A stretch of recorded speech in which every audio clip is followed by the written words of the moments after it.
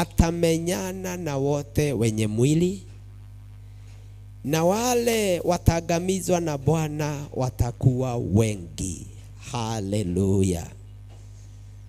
Bwana asifiwe. Nataka kuongea kuhusu kitu kinaitwa praying for the fire of God in our life. Bwana asifiwe sana. Kuna wakati huwa tunahitaji the fire of God. Remember, maandiko yanasema ya kwamba God, even though he's a loving and a caring God, kuna wakati anabadilika, anakuwa the consuming fire. Wakati vita imekuwa kali na tunahitaji aingilie haraka. Haleluya. Bwana asifiwe sana.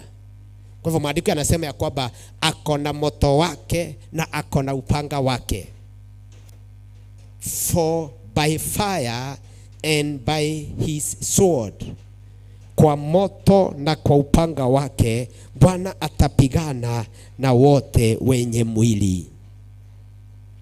Hebu niseme kitu kidogo kwa nini Biblia inaongea kuhusu fire. Na tutaona the number of instances God used fire against his enemies.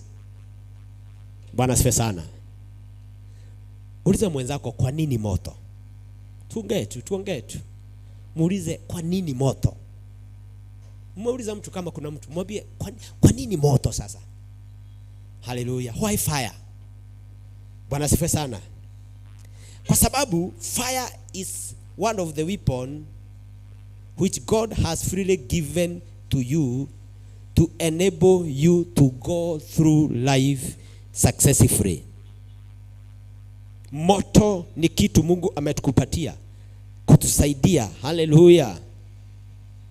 Na maisha yetu pia iko na moto. Bwana asifiwe. Maisha yetu iko na moto.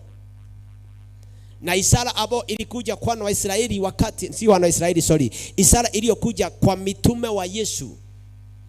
Haleluya. Walipopata ama walipojazwa na Roho Mtakatifu, ile ishara ilikuja juu yao ni moto. Haleluya. Haleluya. Fire. The presence of God many times in the Bible has been signified by fire. Maandiko yanasema ya kwamba na walipojazwa na Roho Mtakatifu wakiwa chupa cha juu, haleluya, kukatokea sauti ambayo ilikuwa kama thunder, alafu na kukatokea kitu kilikaa kama tongues of fire, kikaaguka juu ya kila mmoja wao, na hapo wakajazwa na Roho Mtakatifu. Haleluya. I'm still answering the question, why fire? Maandiko yanatuambia kwamba haleluya, na kwa moto wa Mungu na kwa upanga wake atamenyana na watu wenye mwili, kumaanisha kwamba atamenyana na adui wake. Kuna maana nataka kukuelekeza ya kwamba tunahitaji kuomba katika maisha yetu tukawe na fresh fire. Haleluya. Sisi sote tuko hapa. Na kama na I hope all of us tulioga tukatake breakfast. Na kila mtu aliye hapa, kama ulioga na utake breakfast, lazima uliwakisha moto kwa nyumba yako. Iwe ni ya gas ama ni ya stima, lazima uliwakisha moto. Kama uliwakisha moto kwa nyumba, inua mkono.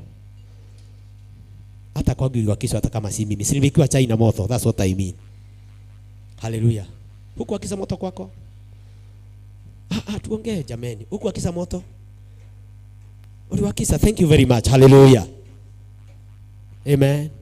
Lazima kulitumika moto. Kama ulikula sapa jana, lazima moto ilitumika. Bwana asifiwe sana. Hata kama umeoga na sawa, haleluya, bado ni moto imechemsha maji.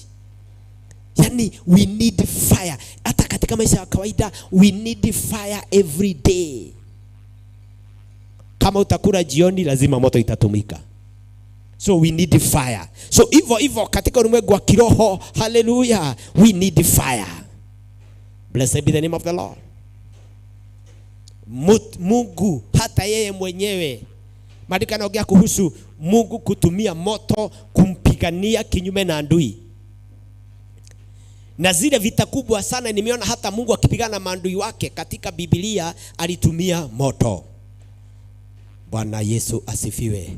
Na hata dakika ya mwisho, haleluya, judgment ya Shetani na wafuasi wake itakuwa moto in the lake of fire. Hallelujah. By the way, the fire of hell was not created for us. It was created for the devil and his followers. Na ndio maana lazima uokoke, uepuke ghadhabu ya moto. Bwana asifiwe. So God uses fire as a weapon against the enemy. Kwani kuletea mambo yote? Unauliza na huyu mtu hii mambo ya moto kwani anaelekea wapi na hata hatujaomba? Bwana asifiwe sana. Takueleza. Hallelujah. In your life. Nakumbuka wakati nilikuwa sijakuja Nairobi, nikikaa up country mahali sote tulianzia, nilikuwa nasikia watu wakiulizana kwetu wakisalimiana kwa lugha yetu nitatafsiri, nigomekirania ni murairie mwaki. Nani asisikia lugha kama hiyo? Ni murairie mwaki. Hallelujah. Ni murairie mwaki. Bwana asifiwe sana. Nyumba ikikosa moto hakuna hata kukula. Blessed be the name of the Lord. Nakumbuka tukiwa watoto wadogo tulikuwa tunafanya kila siku lazima tukiamulizwa na baba yetu twende tukusanye kuni za soso. Twathia kunago tutwalire soso wake gutikage mwaki. Kuna mali inaelekea. Sio story niko nazo. Bwana asifiwe. Somebody say fire. Somebody say fire. So nataka kusema namna gani? Bwana asifiwe sana.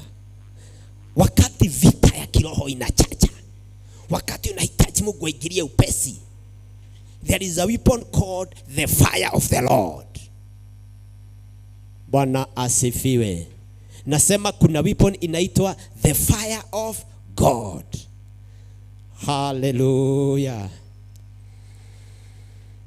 Hebu niulize swali moja. When do we need fire? We need fire when we need personal revival. Wakati unahitaji ufufuo wa kiroho ndani yako, you need fire. Hallelujah. When else do you need fire? When you are fighting the battles of life. Wakati unapigana vita vya maisha. Na unajua hii maisha ni vita kila siku. Bwana asifiwe sana. Hallelujah. When you need the power, when you also need fire.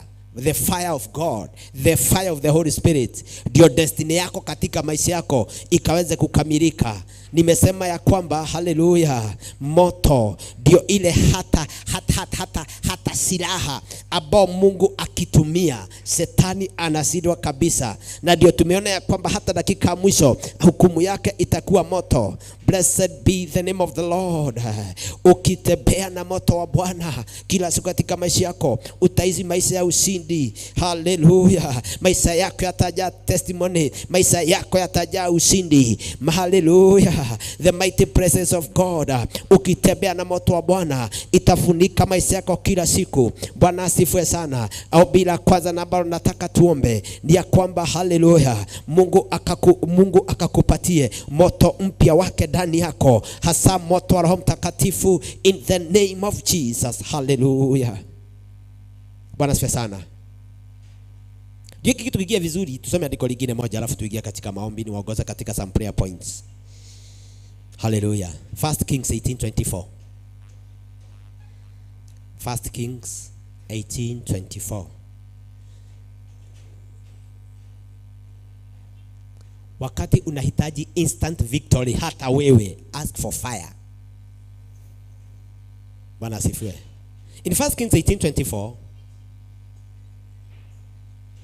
inasema, and call ye on the name of your gods, and I will call on the name of the Lord. Hallelujah. This was Elijah wakati alikuwa akona challenge na the prophets of Baal pale katika mlima wakati wa Jezebel, wakati uabudu wa Shetani ulikuwa mwingi pale Israel.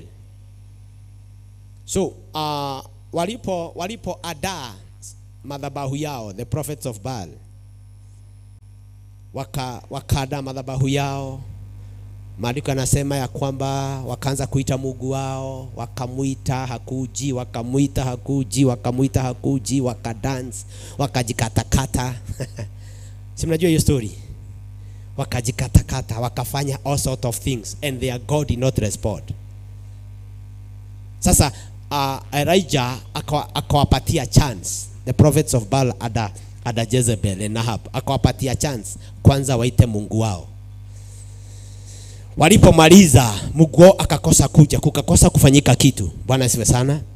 Ndio sasa akasema hii maneno, akasema basi iteni jina la miungu yenu, nami nitaita jina la Mungu wangu ambaye hujibu kwa moto. Hallelujah. And all the people answered and said, it is well spoken. Na ataitisa Mungu wake ambaye hujibu kwa moto. Hallelujah. When God comes to you to fight for you, he comes as fire. Si kama unanipata? And the Bible says, and Elijah called upon his God who answered by fire. Hallelujah. Na ijulikane. Bwana sana. Ijulikane Mungu wa Elijah. Akakuja na moto. Moto ukashuka. Maandiko yanasema ya kwamba moto ulishuka kutoka mbinguni ukachoma sadaka yake. Haleluya. Ikumbuka alikuwa amewaambia waimwagilie mpaka maji. Maandiko yanasema ya kwamba moto ukaja ukachoma sadaka yote. Moto wa Mungu ukalaba hata maji. Moto wa Bwana ukikuja juu yako hata leo, kila adui wako wote atachomwa na moto wa Mungu. Ndio maana maandiko yanamuita the consuming fire. Hallelujah. Nasema Elijah, kuna wakati mfalme alitumana akashikwe, akatuma the first group of 50 soldiers. Elijah alisemaje? Hallelujah. If I be a man of God, let fire come down. Moto ukakuja ukachoma the 50. Akatumaniwa wengine akuja shikwe. Mara ya pili akasema, if I be a man of God, let fire come down. There are many times when God has responded with fire. Nataka tuombe hivi ya kwamba kwanza kabisa, hallelujah, tuambie Mungu atujaze moto wake ndani yetu in Jesus name. You need fresh fire. I say you need fresh fire. If you want to live a life of victory, you need fresh fire. Kama hata kwako asubuhi ulipoamka uliwakisa moto, hata sahi katika maisha yako ya kiroho lazima uanze fire in Jesus name. Bwana asifiwe sana. Fire is the only weapon that the devil can never withstand. Hebu angalia takataka zote sikitusubua. Tunafanyaga namna gani? Si tunachoma. Bwana tukiwa hata nyoka lazima tugechoma. Unajiuliza ni kwa nini? Umeua na umegoga kichwa. Sisi kwa naona hivyo. Umegoga kichwa imeku. Lakini lazima tugefanya nini? Tugechoma. Kwa nini? Bwana asifiwe sana. Nyumba kama hii ikiwa ya mawe vile iko ya mawe, sasa kukitokea moto huwa inaharibu kila kitu. So katika kiroho kuna moto wa Bwana wa kuchoma maadui zetu. Hallelujah. How many people desire the fire now? Bwana asifiwe sana. Ndio wanafunzi wa Yesu sasa wakubaliwe kwenda kufanya kazi ya Mungu. Kumbuka ya kwamba walikuwa wamekaa na Yesu for 3.5 years. Amen. Na akaacha na ameokoka vizuri, lakini akawaambia kwamba wasianze hata kazi ya huduma. Wagoje mpaka nini? Siku watakapopokea nini? Nguvu za Bwana. Na nguvu za Bwana za kufanya kazi ya Mungu zilipokuja, what did God do first? Hallelujah. Aliwatumia Roho Mtakatifu. Na ndio tukaelewe hii kitu, akahakikisha kwamba Roho Mtakatifu ameonekana akiwa moto. The Bible says, and it appeared on them what appeared like tongues of fire. Yani kila mtu kukaonekana a flame of fire juu ya kila huyo. Alafu wote wakajazwa Roho Mtakatifu. Si kama unaelewa kitu hapa. Bwana Yesu asifiwe sana. Bwana asifiwe. We need to pray for fresh fire in Jesus mighty name. The fire of God comes a fire. Si mnaonaga hata wakati apostle anaomba deliverance, anasema kwa nini tunamsaidia kusema fire, fire, Hey, fire is the strongest weapon ever. Hallelujah. Na moto ikiisha katika maisha yako umeisha. Brother, moto ya Mungu, yani hata moto ikiisha ndani yako. Mtu akikonfirmiwa amekufa kabisa, si anaguzagwa, mnasikia sasa ni baridi. Moto imei. Bwana Yesu asifiwe sana. Let me give you an example. Picha tu moja ya kukusaidia kuelewa kwa nini lazima ukae na moto wa Bwana. Bwana asifiwe sana. Nafikiri zote tumetoka katika background ambazo tulikuwa tunapika na kuni. Si mnaelewa hiyo? Amen. Na nilikuwa nakumbuka hata tukimaliza, unajua kulikuwa na kuni nyingi sana. Lazima mama wetu angetuambia kama tutapika jioni tubeke kwetawatea kubeka mwaki. Haleluya. Yani unaweza kutia kwamba ule moto ukae ukiwaka. Sasa mnaweka ile majivu. Lakini asubuhi ungetaka kujua kama moto, yani katika ile majivu, ungetaka kujua kama moto imeisha kabisa, twakoraga nyawi komete liko thiini. Ungiona nyawi komete liko thiini, hakuna gutire nginya gacinga gatigarite kahumbiritwo ni muhu, nginya muhu ni uhorire. Wakaponera vile na maanisha. Amen. Moto, kama moto igeisha kabisa, hata chini ya majivu hakuna hata gakaraka mwaki. Ulikuwa unakutaga mpaka imerara kuria liko thiini muhu-ini. Na kama kuna moto paka wezi lala kwa majivu ndani. Unanielewa brother? Hallelujah. Sasa hivyo unaona hata paka analala ndani ya jiko pale, sababu moto imeisha kabisa na kuna moto hata kidogo. Hivyo ndivyo moto ikiisha kwetu, hata mapepo ndio wanalalaga wakitusubua hata katika miili yetu na magonjwa na maradhi. Hallelujah. Menipata sasa?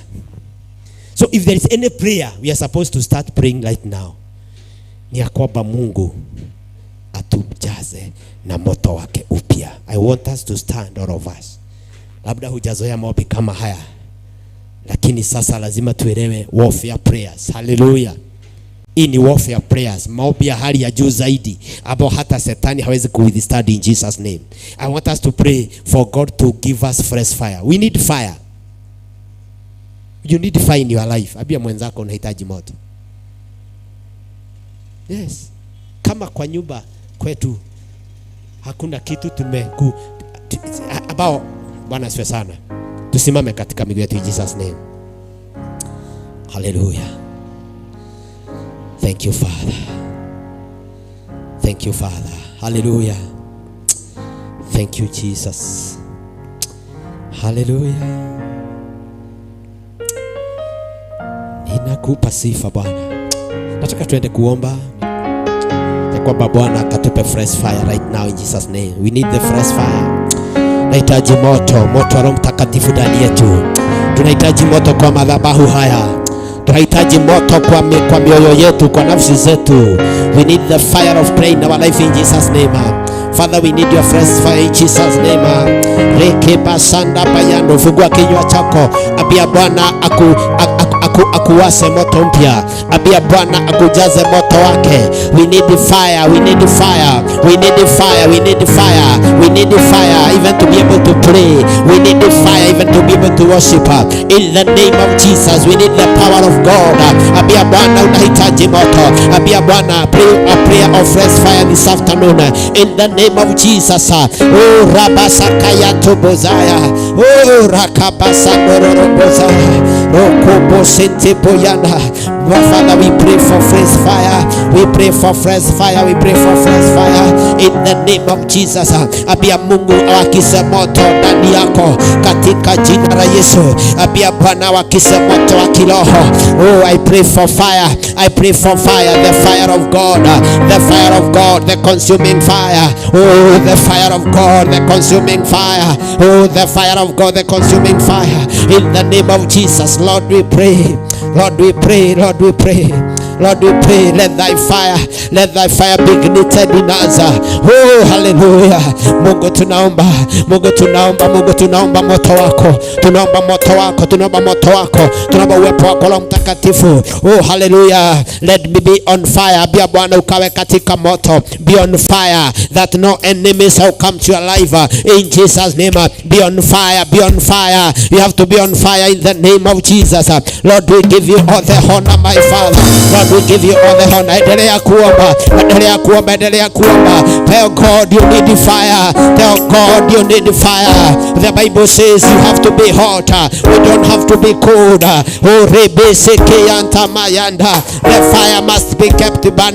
the fire must be kept burning. Even the fire of God in our life. In the name of Jesus.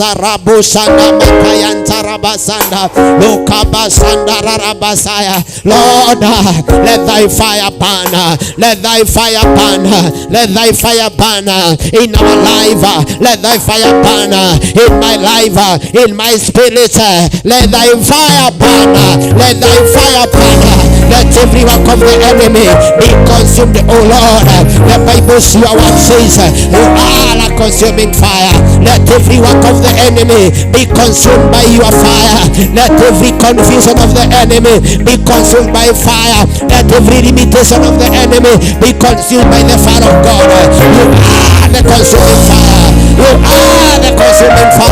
Where any mortal now, declare fire right now upon your life. Declare the fire of God upon your family. Declare the fire of God upon your children. The fire that God shall use to quench every fierce, every enemy. Let the fire burn. Let the fire burn. Oh, hallelujah. We give you praise, O Lord. We give you praise, O Lord. Sandaraba sandororobokayana. Ebu moto wako ukachome. Ebu moto wako Bwana ukachome vikwazo vyote. Ukachome maadui zote wa maisha yangu. In the name of Jesus. Fire. Oh, thank you, Father. Thank you, Father. Hallelujah.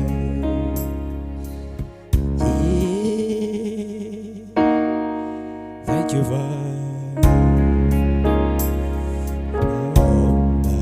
Uwepo wako wende nasi. Ewe Bwana wa majeshi, tusikie.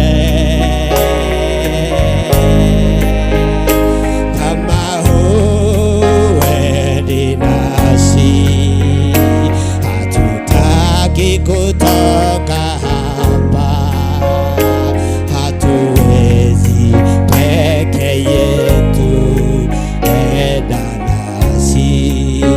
Tunaomba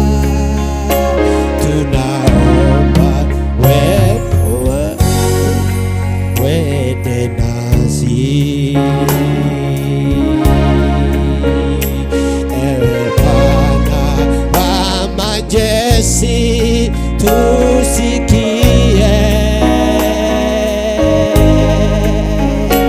Kama huendi nasi, hatutaki kutoka hapa, hatuwezi peke yetu, enda nasi.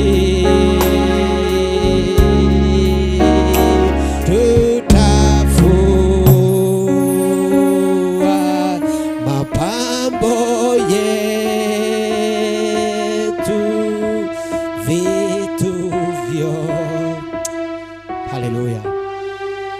Takwende mbele za Bwana umwambia kwamba kama kuna kitu chochote ambacho kingezuia moto wa Bwana katika maisha yako asubuhi ya leo. Oh, haleluya. Enda mbele za Bwana. Mwambie unatubu kila dhambi, unatubu jambo lolote ambalo ingekuwa kikwazo cha moto wa Bwana kufanya kazi mbele yako. Hallelujah, in the name of Jesus. Tell God to cleanse you. Abia Bwana kutakase na moto wake. Abia Bwana kutakase na moto wake asubuhi ya leo. In the name of Jesus, the consuming fire, Rabasaka yantamayando, Ritibusana, Barabasana, Rabusana, Likasinti Busanta, Rabahande, Yanurubusana, Rabakayana. Thank you, Father. Thank you, Father. Hallelujah. Hallelujah.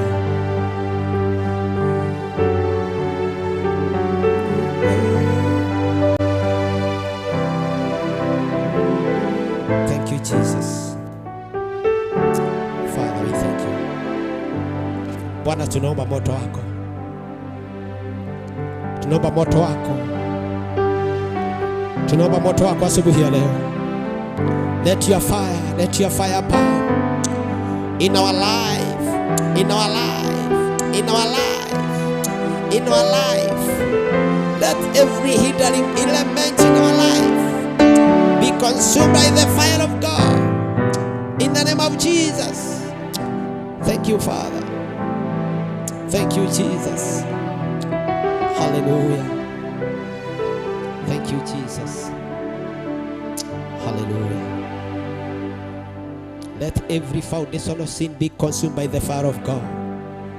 Let every foundation of habit be consumed by the fire of God in Jesus' name.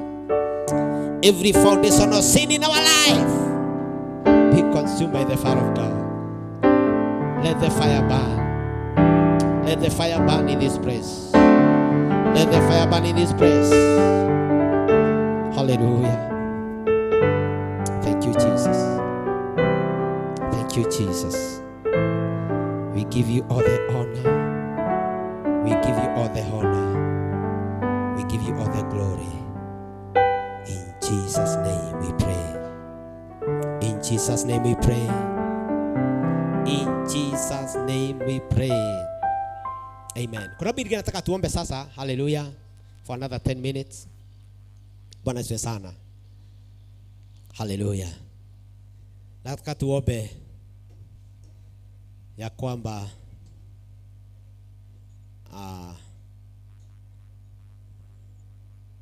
nataka tuombe against what we call Haman and Balaam in our lives. Haman and Balaam in our lives. Bwana Yesu asifiwe sana. Haman katika Biblia was a person. Bwana asifiwe. And Balaam was a man in the Bible. Ni wale walikuwa wanatumiwa to bewitch Israelites. Hallelujah. Kwa hivyo katika maandiko Haman and Balaam ni adui wa watu wa Mungu. Na hao maadui wa watu wa Mungu, they carry out their activities in broad daylight. These are not the witches that work at night. Hallelujah. Nataka tukaingia katika warfare kidogo. Balaam and Haman.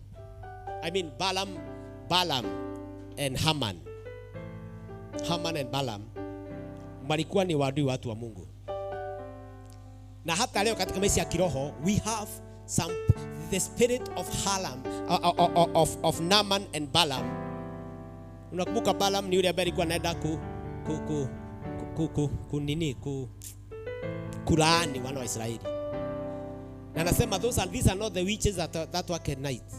These are like the broad daylight. Ndiye yule ambaye alikuwa amepanda farasi. Akiwa ametumwa akalaani wana wa Israeli. Kwa nini alikuwa ametumwa?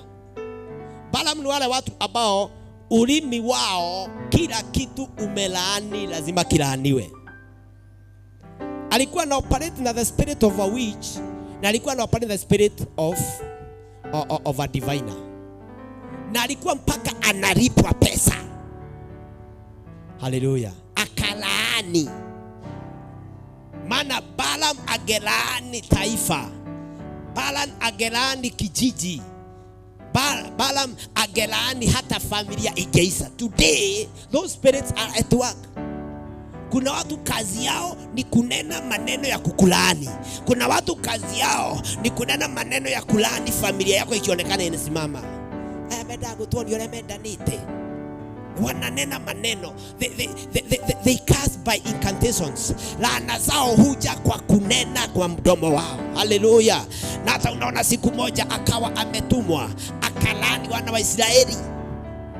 Na Mungu akaona huyu akifika awalani atarawanika. Mungu alifanya namna gani? Alimzuia kwenda.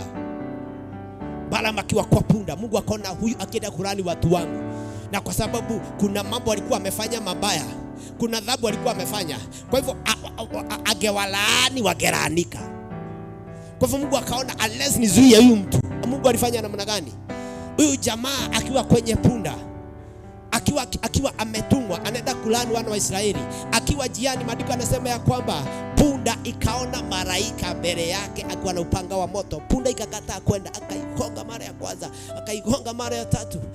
Alipoigonga mara ya tatu, punda ikaongea, maana alikuwa amefungwa macho haoni. Hallelujah.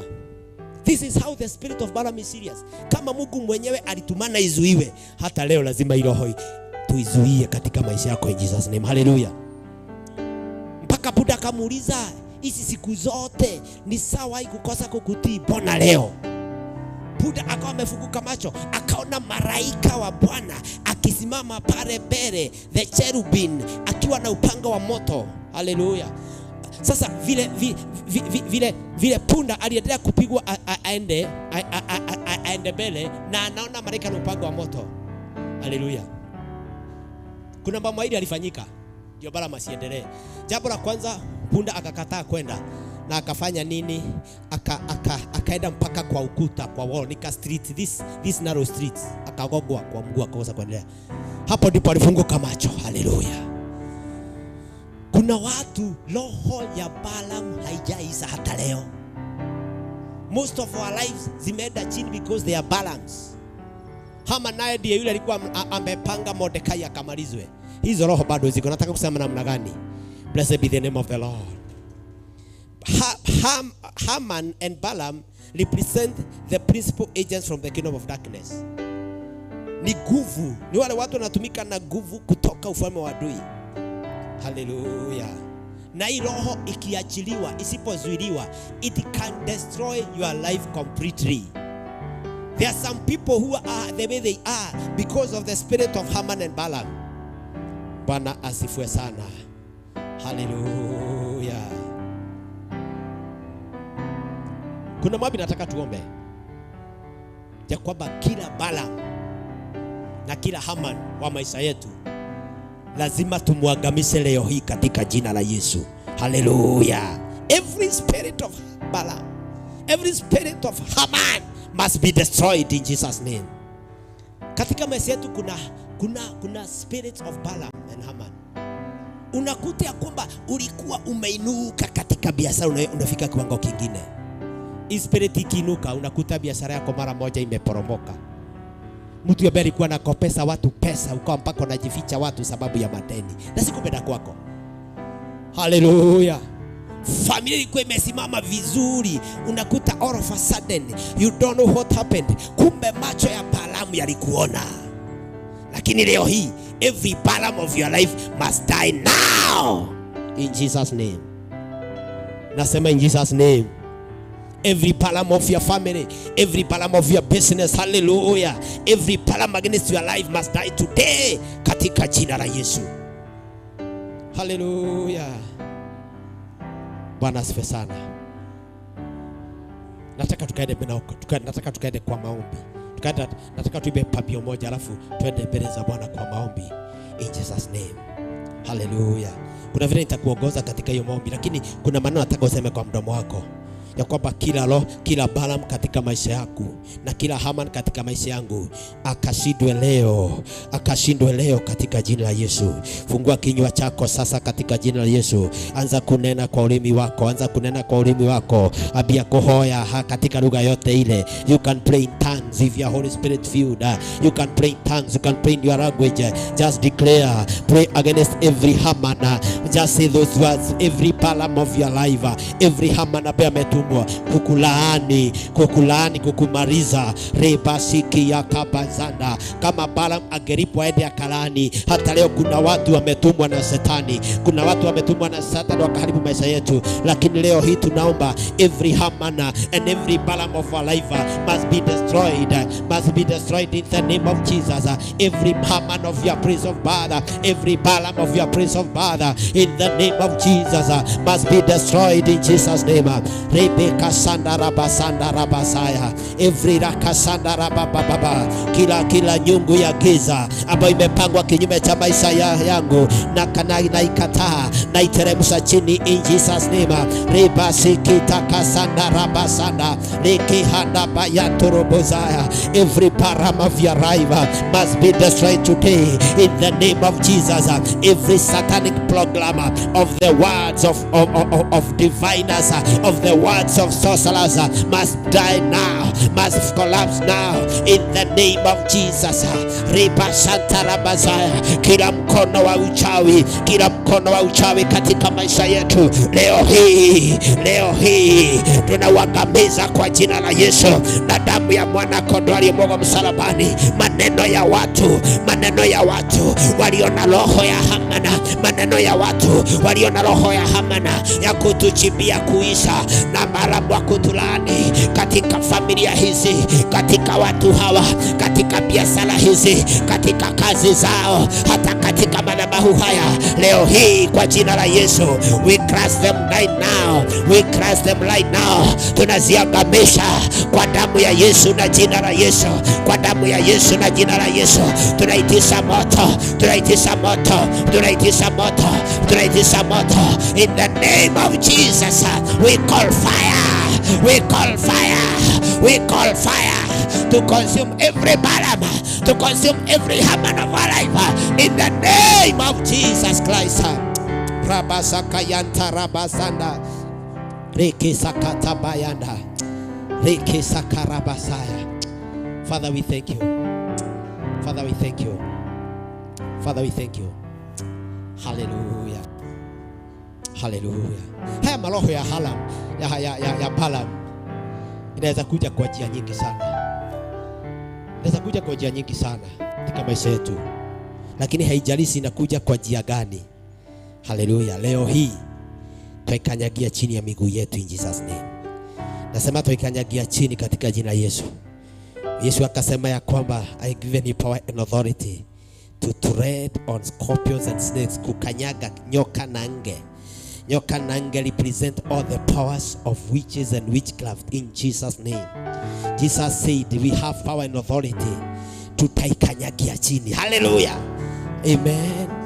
Mungu hajasema ni yeye, atasema tutaikanyagia chini. Tuko na nguvu na mamlaka. Tuko sema nyuma yangu right now.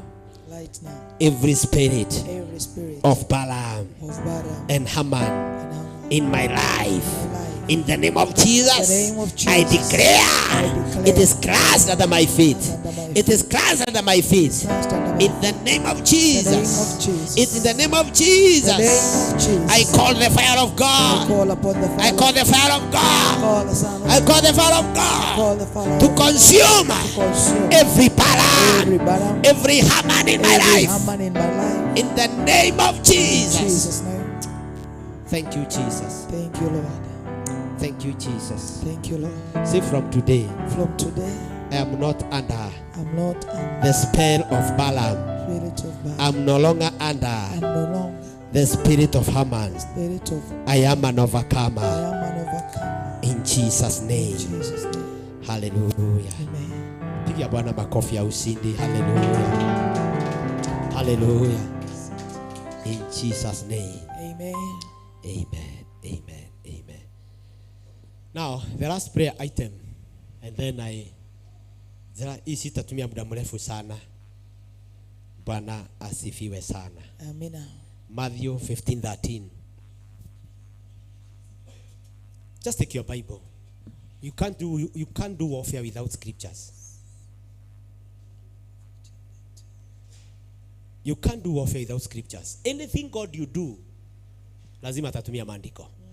Hata Yesu alikuwa anasema imeandikwa. Si ni kweli? Hata wakati Yesu na Shetani, wakati Shetani alikuwa anajaribu Yesu, watu walikuwa wanasema imeandikwa.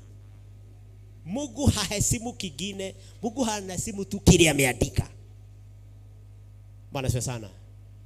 Kuna maana niambia watu ya kwamba kuomba si kusukuma Mungu kwa kona afanye kitu, bali ni kukubaliana na vile amesema katika neno lake. Haleluya. Amina. Ukienda wiki ya Guy box, akahodhira kigo kiu tu. Haleluya.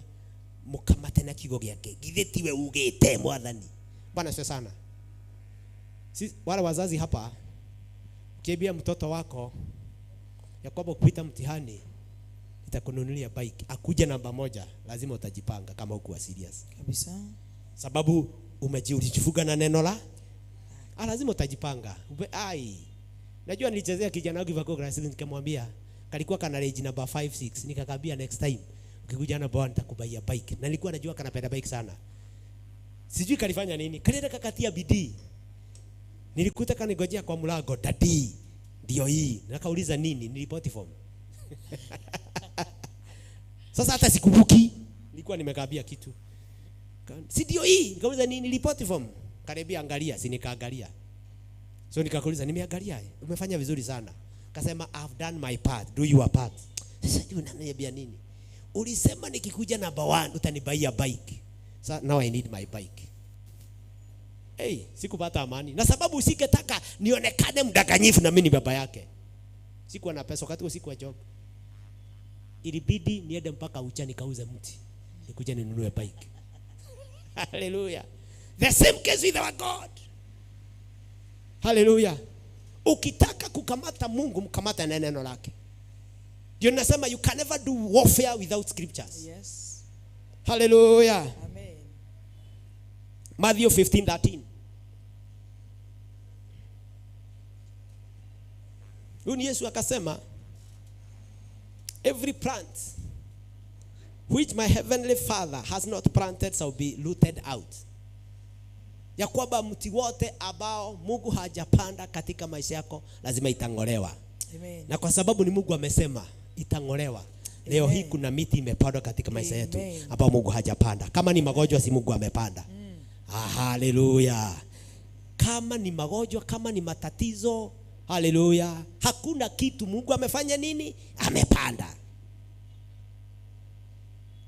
Anything ambayo si Mungu amepanda, amesema kitang'olewa. Saa hii nataka tung'oe.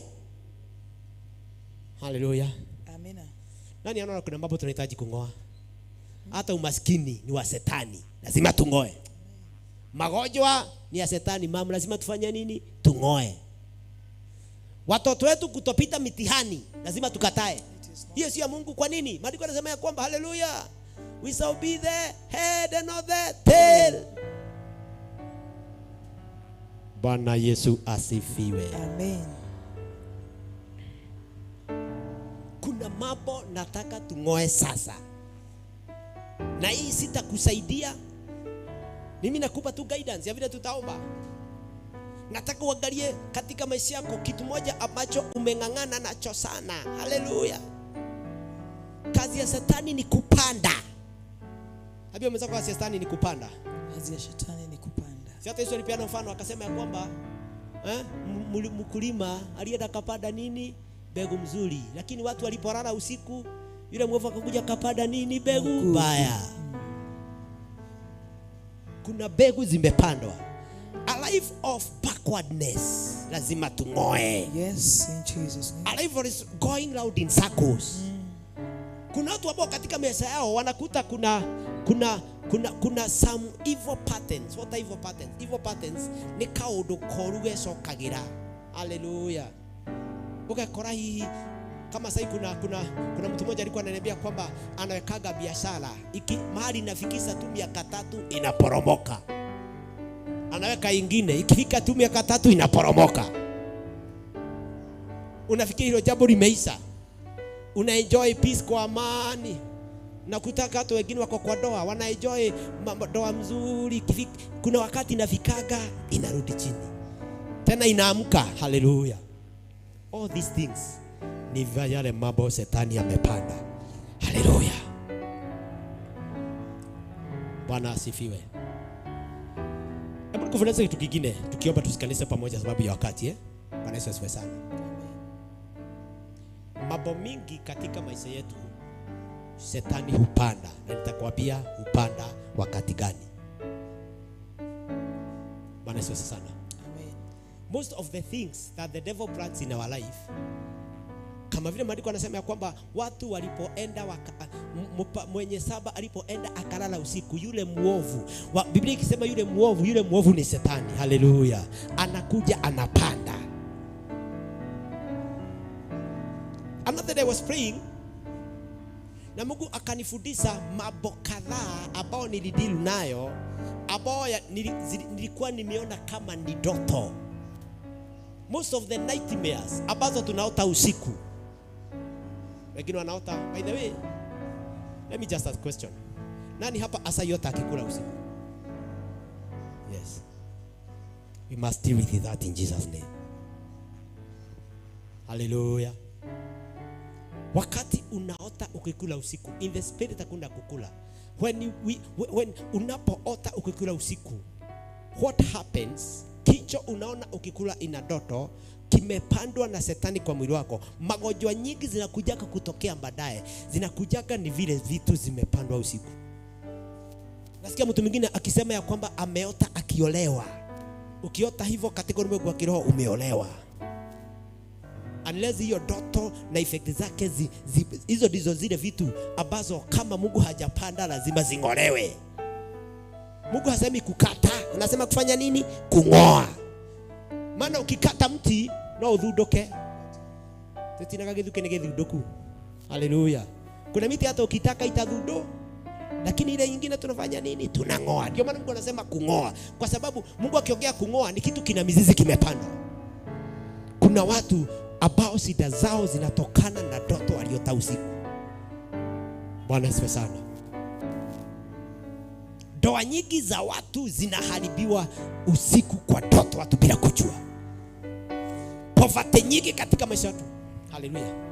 Labda pia kuna mtu ambaye ukizoea kuona ya kwamba unaota ndoto ambazo zinakurudisha wakati ulikuwa mdogo, ama wakati ulikuwa mshago, ama ukiwa shule, ama ukiwa college. Anybody like that here? Yes. Hallelujah. That one is the spirit of backwardness. Hiyo ndoto unaota inakufunulia wakati ambapo retrogression na backwardness ilipanda katika maisha yako. Hallelujah. These are the kind of plantations Mungu anaongea ya kwamba chochote ambacho Mungu hajapanda. Hallelujah.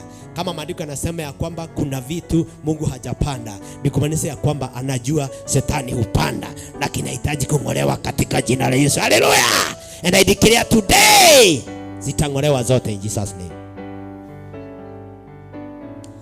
Nilikuwa kanisani nikihudumu.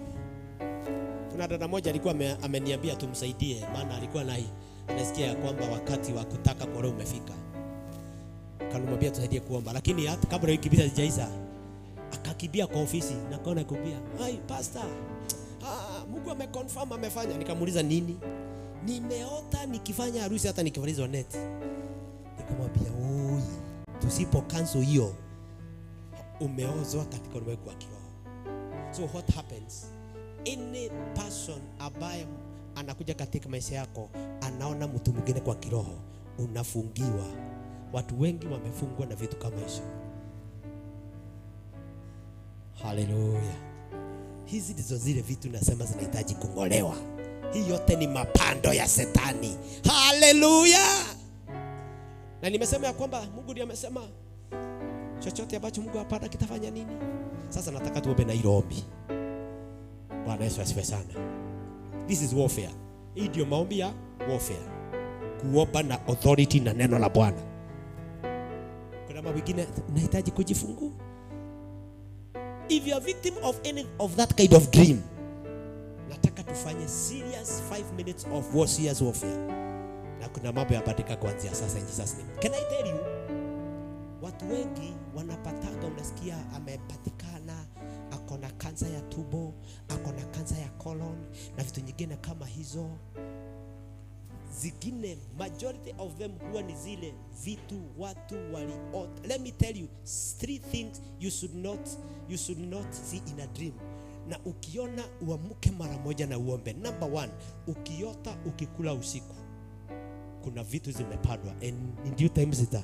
Number 2, ukiona hata umeproposiwa kwa ndoto, already katika ulimwengu wa kiroho umeozwa kwa mapepo.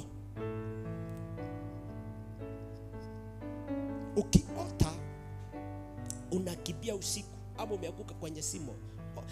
Kuna time pastors sijui tuta identify all kind of demonic dreams na tuwe na service through apostle kukata hizo. Watu wengi are victims of such kind of thing. Nimesema ukiota ukikula ama ukikunywa. Ukiota either umeproposiwa kana no kakora serio kana no reko hiki, all those things should not happen. Na ukiona already you are a victim. Hallelujah. Na ndio unaona watu wengine usaiona in deliverance sessions, unaona watu wengine wakiombewa wanaanza kutapika. Si tumeona hata hapa those kind of things. Hallelujah. Lazima zingolewe in Jesus name. Hallelujah. So anybody ambaye asayota either akikula akikunywa, lazima tutaomba very serious prayer now. Number 2, mundu urotaga akeona riria ari cukuru kana egicagi miaka mingi mithiru. Hallelujah. As long as hujai connectiwa na effect rato kama hiyo, to rise up na progress. Hallelujah. Saa hii tuseme ni mama ama tuseme uko na miaka 30 ama 35 na unaota wakati ulikuwa gicagi na 17 years. Sasa ile level ulikuwa wakati uko kiroho hujapita, uko tu hapo, hiyo level tu uko hapo. Hapo ndicho kifungo kiliingia. Hallelujah. Lakini Yesu amesema, lakini maandiko anasemaje? Hallelujah. Matthew 15:13. But he answered and said, every plant which my heavenly Father has not planted shall be uprooted in Jesus' name. Hallelujah. We're gonna make that prayer now. Tusimame. Kama as long as unaweza kusimama. Hallelujah. Tusimame. Na istaki uombe.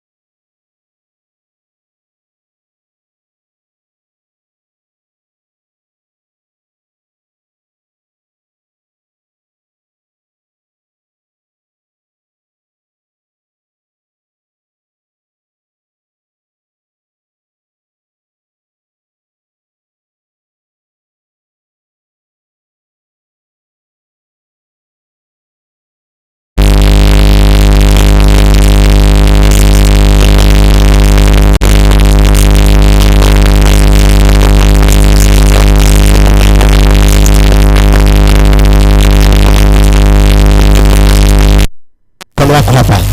Sema anything planted in my reproductive system right now, it is, I declare, it is uprooted. It is uprooted. It is no more.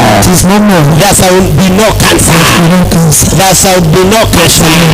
There shall be no growth. There shall be no fibroid. There shall be no disease of my reproductive system. Right now, I cleanse it by the blood of Jesus. I cleanse it by the blood of Jesus, and I satisfy it by the fire. My life shall be disease-free. In Jesus' name.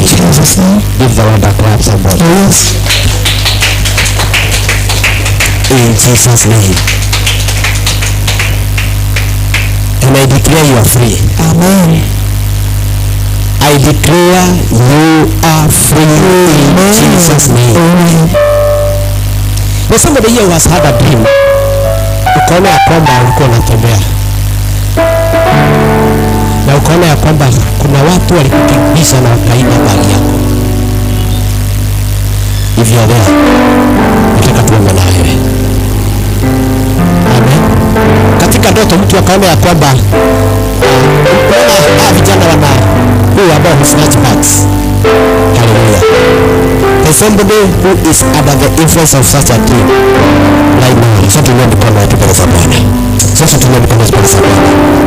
Everybody. Father, I thank you. Father, I thank you for your word. That anything that has not been planted by God shall be uprooted. You aliyeomba ya kwamba ameibiwa mfuko wake. Chochote kilibiwa katika ndoto utajiri wake na pesa zake.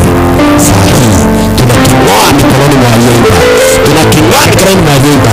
In the name of Jesus, right now we declare a restoration of the blessings, the fortunes and wealth. We give you honor. We give you glory. In Jesus' name. Hallelujah. Situpige Bwana makofi. Hallelujah. Bwana asifiwe sana. Can I tell you? By faith, you have been set free.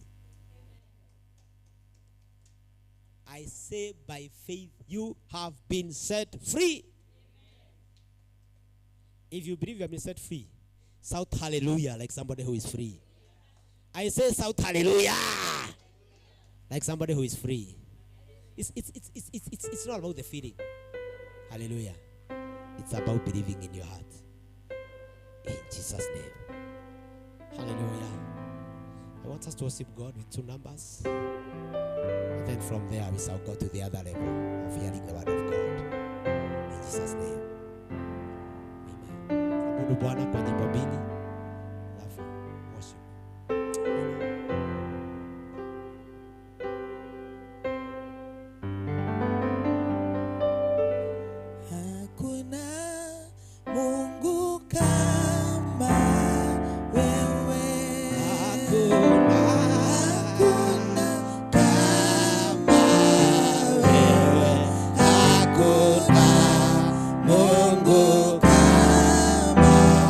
Well,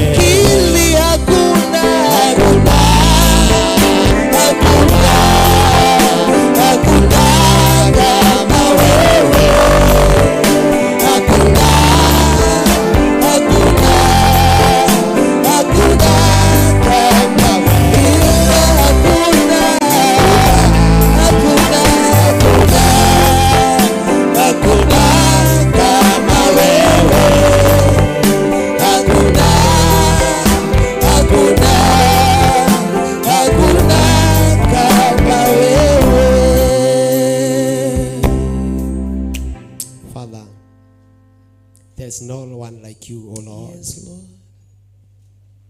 And for this reason, the Bible says that the Son of God, your Son Jesus Christ, was manifested, that he may destroy every work of the enemy. And therefore I declare every work of the enemy in our lives, in our bodies, in our spirits, in our souls, against our destinies right now, by the authority of the name of Jesus, and by that word, every work is destroyed. Every work of sickness is destroyed in the name of Jesus. Every work of witchcraft, every work of sorcery, every work of the words of incantations by Balaam and Haman in our lives is destroyed now. Is destroyed now in the name of Jesus. And Father, I thank you for right now, even the works of the enemy against our nation is now destroyed in the name of Jesus.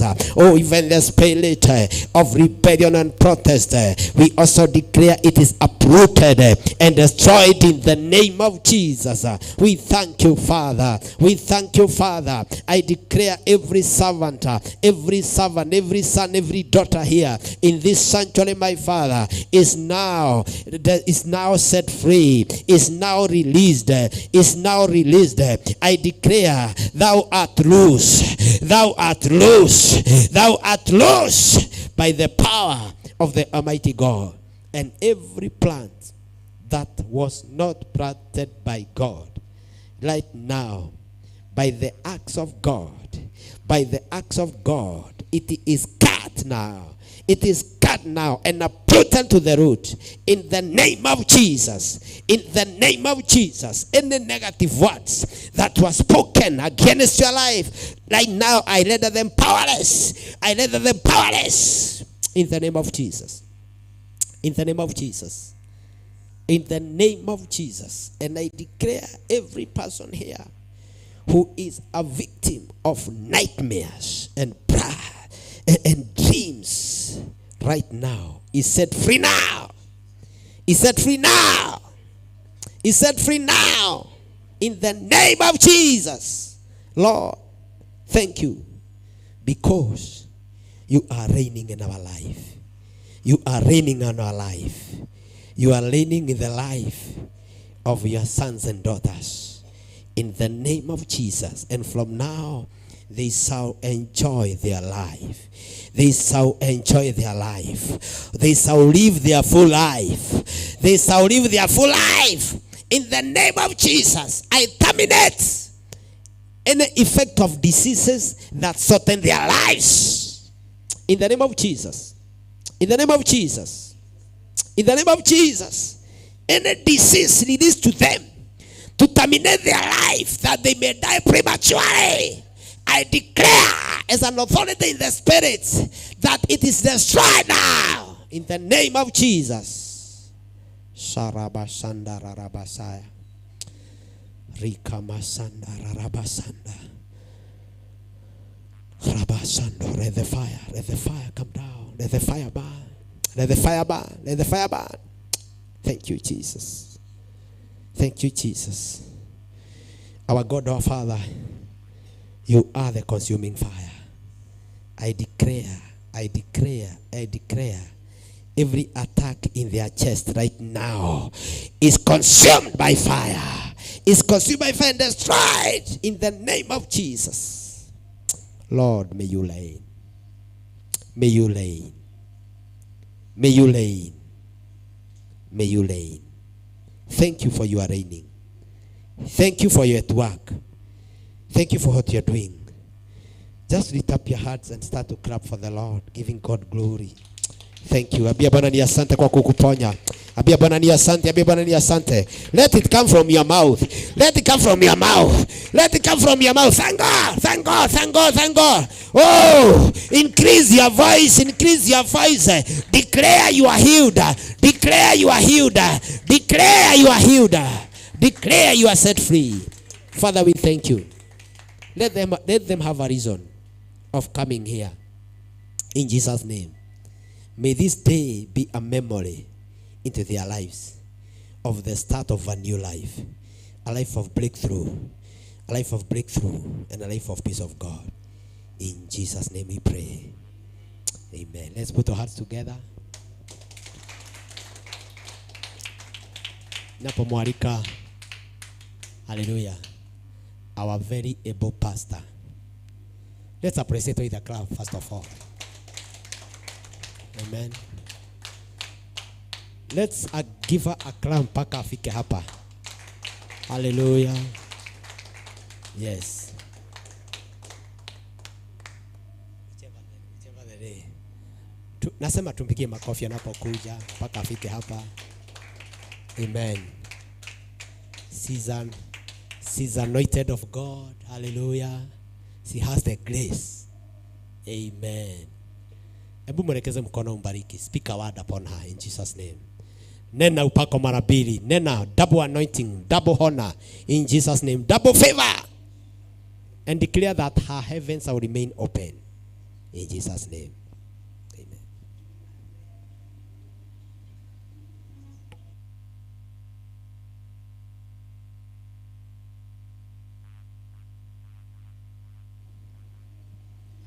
Bwana wa majeshi leo ainuliwe. Bwana wa mabwana ainuliwe.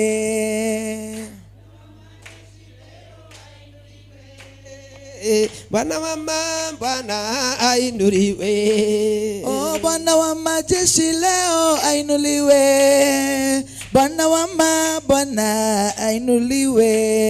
Oh, Bwana wa majeshi leo ainuliwe. Bwana wa mabwana ainuliwe. Oh, nitamwimbia nani? Nitamwimbia Yesu. Nitamwimbia Bwana, nitamwimbia Yesu. Oh, nitamwimbia nani? Nitamwinua Yesu. Nitamwimbia Bwana, nitamwinua Yesu. Oh, nitamwabudu nani? Nitamwabudu Yesu. Nitamwabudu nani? Nitamwabudu Yesu. Oh, nitamtukuza nani? Nitamtukuza Yesu. Nitamwabudu nani? Nitamwamini Yesu. Oh, nitamwabudu nani? Nitamwabudu Yesu. Nitamwabudu Bwana, nitamwabudu Yesu. Nitamwinua nani? Nitamwinua Yesu. Nitamwinua Yesu. Oh, ainuliwe Bwana wa mabwana, ainuliwe, ametenda mema. Ainuliwe Bwana wa mabwana, ainuliwe, ametenda mema. Oh, ainuliwe Bwana wa mabwana, ainuliwe, ametenda mema. Oh, ainuliwe Bwana wa mabwana, ainuliwe, ametenda mema. Oh, atukuzwe Bwana wa mabwana, atukuzwe, ametenda mema. Ainuliwe Bwana wa mabwana, ainuliwe, ametenda mema. Oh, ashujudiwe Bwana wa mabwana, ashujudiwe, ametenda mema. Bwana wa mabwana, ainuliwe, ametenda mema. Oh, aheshimiwe Bwana wa mabwana, aheshimiwe, ametenda mema. Ainuliwe Bwana wa mabwana, ainuliwe, ametenda mema. Oh, apewe sifa Bwana wa mabwana, apewe sifa, ametenda mema. Apewe sifa Bwana wa mabwana, haleluya. Ametenda mema, ametenda mema. Yesu ametenda mema. Masia ametenda mema. Tumwinue, ametenda mema. Baba yangu ametenda mema. Huyu Mungu ametenda mema. Anatupenda, ametenda mema. Ametenda mema. Yesu ametenda mema. Baba amenitenda mema. Yesu amenitenda mema.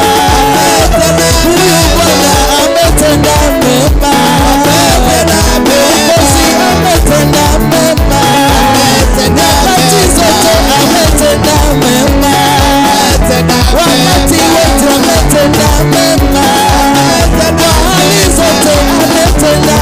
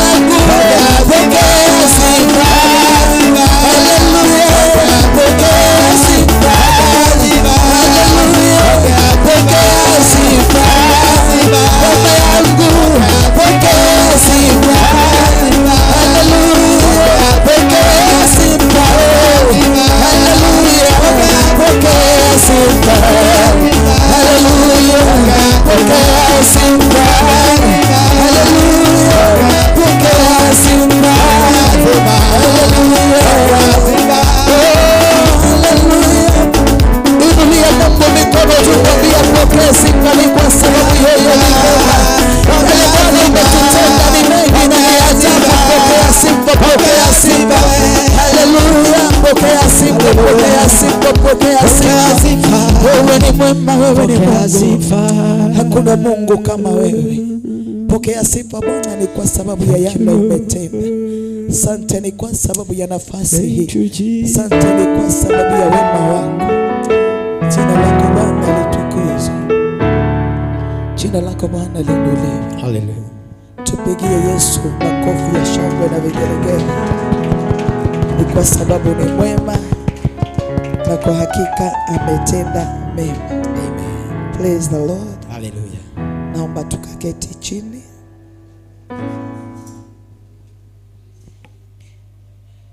Nimeokoka, nampenda Yesu. Na kwa majina yangu naitwa Beatrice Wabui wa Kariuki. Nimependwa na Bwana na ninakiri wema wake. Yeye ni mwema, yeye ni mwema ndani yangu. Naomba niimbe wimbo moja before tuingia kwa ushuhuda. Na hizi mics ni baya zaidi, ni baya. Nimelelewa kwa kanisa ya Anglican, kwa hivyo naomba tu niimbe zile nyimbo tulizoea kuimba, zigali bado tamu hata siku ya leo.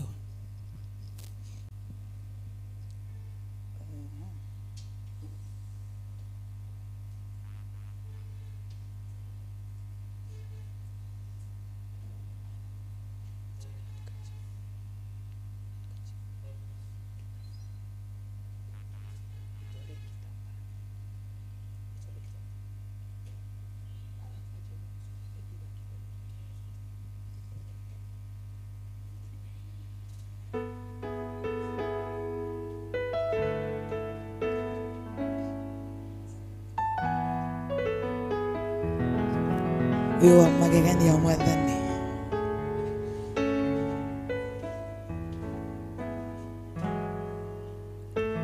Napenda huu wimbo. Hallelujah.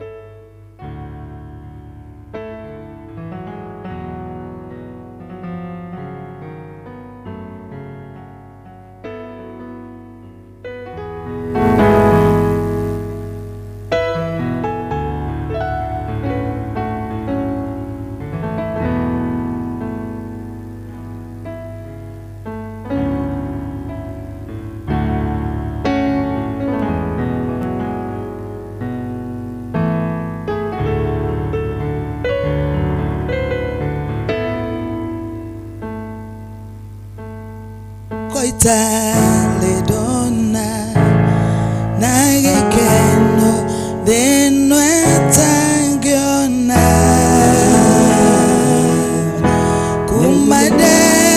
kumadena goro ona mbele kore bwana ni o shwako ne wama Gayo mulene ni akumagyo ni adarika hamana sanafi tomuture rita uyesho wama yaganya Tana nasya kwa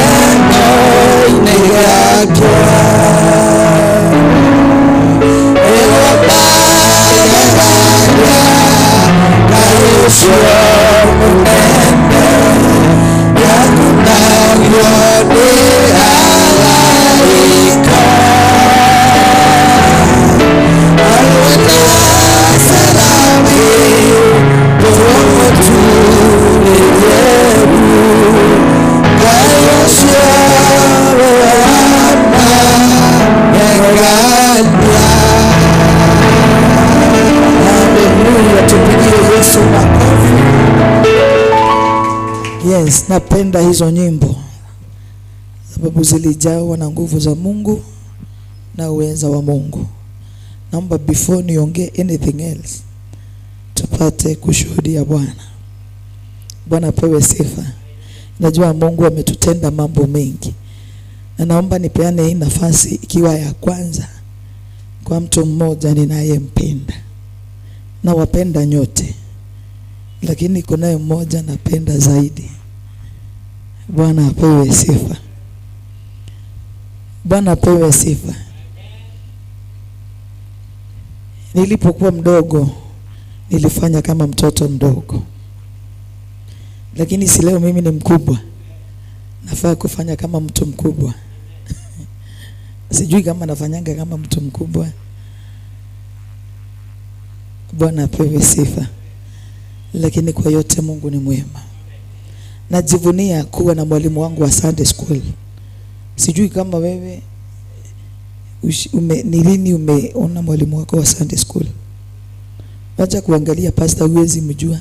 Hata nikikwambia uchague kwa wao wote hautaweza juu. Huwezi sema ni mwalimu wangu wa Sunday school. Bwana apewe sifa. Wewe ni lini uliona mwalimu wako wa Sunday school? Hata labda jina hukumbukagi. Ulienda Sunday school? Unajukumbuka mwalimu wako? Usiona kulilikana na uhinya. Ulienda Sunday school? Unakumbuka mwalimu wako wa Sunday school? Ama unakumbukanga tu wa shule mwenye alikuchapa? Afadhali nisahau na mwenye alinichapa, lakini mwenye alinionyesha njia za Mungu nisije nikasahau. Inaweza kuwa ni hatia.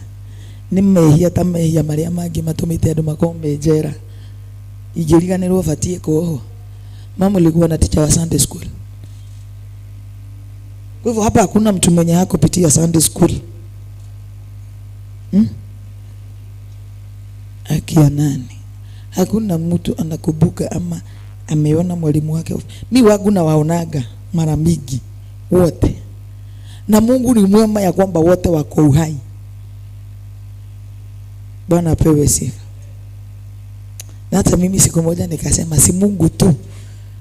Sababu hata mimi nilikuwa mwalimu wa Sunday school. Nikakuja nikakuwa mwalimu wa brigade officer. Na ni wao walifanya nikawa hizo vitu zote. Sababu nilitamani ile kazi walikuwa wanafanya. Nakutanaga na wao, unasikia wanakuita teacher, mwalimu. Ukisikia mwalimu hasa hadi unakumbuka kalika na hadu halia. Bwana apewe sifa. Sasa naomba tupige makofi. Na imagine makofi mazuri. Makofi iko na mpangilio. Abopige ngoja sijasema tuanze. Tunapiga makofi 5 4 3 2 1 na yeye akiwa amekuja. Tunanyita aje 5 tukuje tukipuguza 0 tusipige juu ni hakuna. Tupige 5 4 3 2 na wahitania gai. Da kuihoya na kuomba usichanganye hii makofi, ni ya maana kwangu. Aya 1 2 3.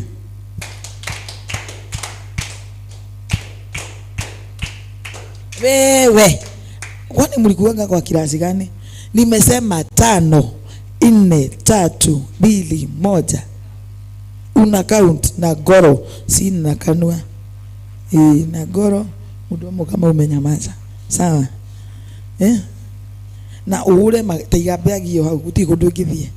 Enda ule makofi mau sawa visa. Karibu Martha. Na kuhitaji kupiga hii makofi kaa chini. Ndio tuongezee uzito. Agini daga wewe ukiharibu.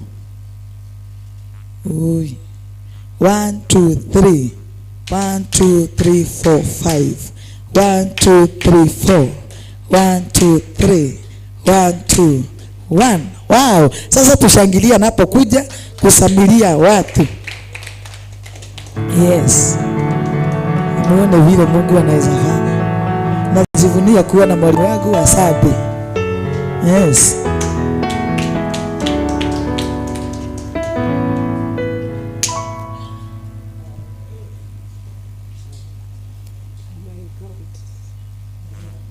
Yes. niseme nini? Beatrice, nitasema nini? Mtoto wangu mkumbwa kunishinda. Sinaona ako amebarikiwa na Yesu.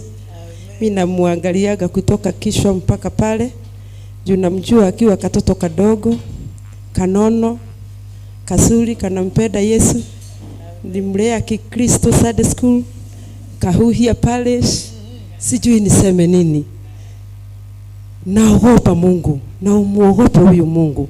Juu nilikuja huku siku moja, nikaona huyu anapenya, anakuja, mimi nikamuondokea apite. Akaniambia si kupita, nakuja kusalimia mwalimu wangu wa Sunday school. Nikashindwa ati, wewe, nilikuuliza nje, ni wewe? Wewe ni nani? Si wewe unaitwa Imelda? Ndio mimi Imelda. Na si ndio ulinifundisha Sunday school Kahuhia? Hapana, si mimi. Nikaona amebadilika. Amekaa Mungu. Si unaona? Amekaa Mungu. Mpigie makofi tena. Si miaka 5 nilimtengeneza akakaa namna hiyo karibu miaka 30. Yes. Juu mimi nilikuwa mwalimu wake wa Sunday school nikiwa ka school girl kadogo. Saa hii niko na mtoto na ni mzee ameshaoa. Unaona? Huyo mtoto wako na miaka 27. Wow. Unaonaje? Unaona? Ameoa ako na bibi. Sasa mimi kukuja huko nikakuta pastor wa huko ni mimi nilimfundisha Sunday school. Kuna Mungu mbinguni. Pigeni makofi tena. Si kawaida. Hata mimi mahali niko nimejisikia. Si mimi ni Mungu. Ndivyo totoraga. Ni Mwathani. Bwana asifiwe. Sasa mimi hata nikisikia ataita mwalimu wa Sunday school, nilikuwa tu naomba tu nikiwa hapo kwa kiti, naomba tu Mungu. Hii maneno si ya kawaida, lakini hii ni maneno yako. Beatrice, na kuombea uendelee tu hivyo hivyo. Pastor, utakuja kukua apostle, utakuja kukua bishop. Sasa wale wako mbele yako wakiwa kibishop, wewe utakuwa, wewe pokea baraka, wewe pokea baraka. Juu unaenda tu hivyo hivyo na unajua ya kwamba unaenda tu na taratibu na unasema umelelewa kwa ACK, ndio tunaibaga. Hemaguta tawaine jakanage, hemaguta tawaine dahoya, hemaguta tawaine jakanage, jakanage kinyago kia. Maguta maria waheirwo ona riu no marakana. Na gaciga kari unyitete gatikuhorera hariwe, utaenda bali. Juu naona hiyo mafuta umemwagiliwa na sasa si hata. Haleluya. Kuna mafuta umemwagiliwa kutoka juu mbinguni. Pastor wetu, nilikujua Sunday tulikuwa na wewe hapa. Kwa hivyo nimekufahamu vizuri. Na mimi ni mhubiri wa hii injili ya Yesu. Mimi naitwa Imelda Wagare. Jina ni ile unanijua, tukiwa na ile Mercy John na Ruthutera. Si unaona? Na Waithaka walimu wa Sunday school na ule mzee tunaita Wakalisho. Nimekaa kwao, nikakaa kama msaliwa wa huko kwao Kahuhia. Na sasa nimeshukuru Mungu juu naona hata huko Kahuhia ninasemea hapa kwa madhabahu. Tutafungua nini? Tutafungua nini? Tutafungua nini? Beatrice, Marisia tu. Majaliwa. Mungu akitushalisha masao, tutaenda huko Kahuhia tukisema sisi ni CFC. Oh yes. Bwana asifiwe. Amina. Si mimi, ni Mungu Kabisa. Siku ile nilikuona hapa, naona tukiokoa Kahuhia. Amen. Kahuhia si kama vile uliacha siku ile, ni kubaya. Lakini naona tukitumwa huko, tukachimbe. Wachawi wale walikuwa wanaroga huko. Wakikosa kubadilika, watakufa na watasikwa. Juu wamegeuza huko na wamekaa huko na wameharibu watoto na wameharibu boma na wako huko. Tukiwa hai sisi Beatrice, mimi nikiwa mwalimu wa Sunday school wako na wewe ni pastor. Oh my God, mtuombee Mungu tukabadilishe kahuhia. Bwana sifiwe. Mimi nitafikia hapa juu nitasema mengi, lakini kuna kifungu ya wimbo tu nitaiba tu kidogo juu tutakuwa tukisoma na nyinyi. Niliongea na Beatrice, nilikuja kutafuta uso wa Bwana nikajikuta huko. Nikakuta Bwana ameniwekea mazao huko. Sasa nikaona ni mahali pasuri. Tunasema Ngai wakwa ni anjĩtĩire muoyo, nyuma thĩno ngatũra nake, gĩkeno kĩnene nĩngakena, hamwe na arĩa atheru kũu matu-inĩ. Ngai wakwa nĩ anjĩtĩire muoyo, nyuma gũkũ thĩno ngatũra nake, gĩkeno kĩnene nĩngakena, hamwe na arĩa atheru kũu matu-inĩ. Nĩ kaba gũtũra harĩ Jesũ, nĩ kaba gũtũra